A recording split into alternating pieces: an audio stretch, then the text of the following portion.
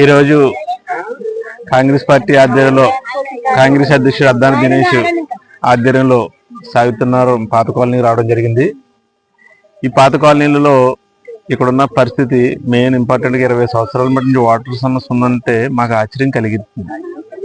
ఎందుకనంటే యానంలో water facilities అనేది మనకు తప్ప ఇంకా ఈ చుట్టుపక్కల ఎవరికి ఆంధ్రాలో ఉన్న ఇబ్బంది ఉందంటే అనుకోవచ్చు. ఇక్కడ సాగుతున్నారు ఇక్కడ వాటర్ సమస్య ఉందనంటే మాకే ఆశ్చర్యం కలుగుతుంది.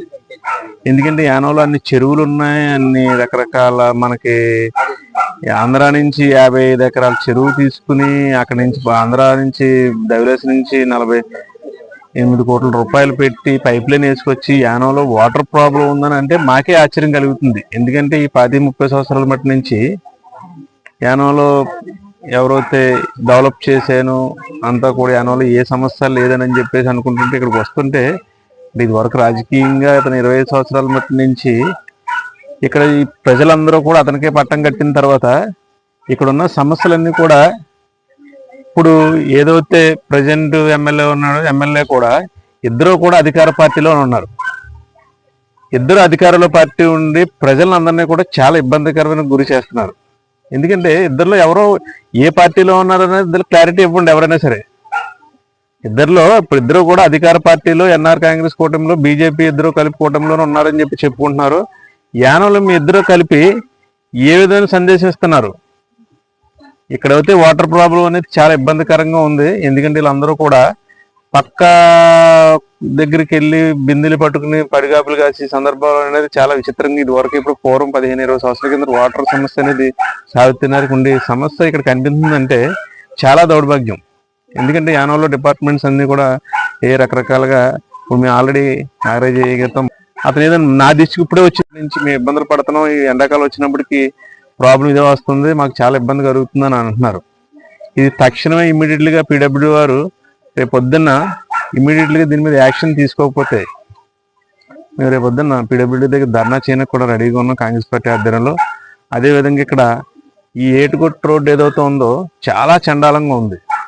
ఎందుకంటే యానంలో పోల్ డెవలప్మెంట్ చేసేసాను, అన్ని కోట్ల రూపాయలు తెచ్చేసానని చెప్పి గొప్పలు చెప్పి యానంలో బోల్డ్ ఉత్సవాలు బోల్డ్ అన్న వాటికి డబ్బులు ఖర్చు పెట్టే నాయకులు ఇక్కడ ఈ ప్రజలకు ఉపయోగపడేది మీ వీళ్ళ వల్ల నీ లబ్ధి పొంది ఇక్కడ నుంచి ఢిల్లీ స్థాయి దాకా పేరు వచ్చిందంటే వీళ్ళు సాగుతున్నారు ప్రజలు, గిరిజన ప్రజలే.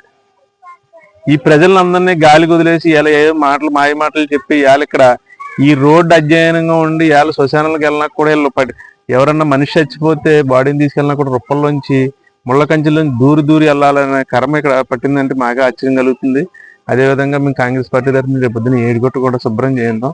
శుభ్రం చేయించిన ఈ రొప్పలు అనేది ఎప్పుడు కూడా వచ్చేస్తూనే ఉంటాయి.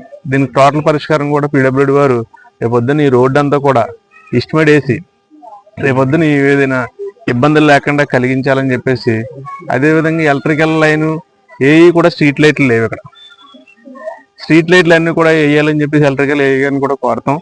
అదేవిధంగా ఈ వాటర్ సమస్య పరిష్కారానికి పూర్తిగా బాధ్యత తీసుకుని మేము కాంగ్రెస్ పార్టీ తరఫు నుంచి ఇది ఒక వారం 10 రోజుల్లో కానీ డిపార్ట్మెంట్ కానీ ఏ విధమైన స్పందించకపోతే దీన్ని ఏ విధంగా ముందుకెళ్ళాలి, లేదంటే మా డబ్బులతో ఖర్చు పెట్టి పైప్ లైన్ వేయించాలా, డిపార్ట్మెంట్ చేయిస్తుందా ఏంటనేది డిపార్ట్మెంట్లో రేపు పొద్దున్న తేల్చుకున్న తర్వాత నిర్ణయం ప్రకటిస్తాం.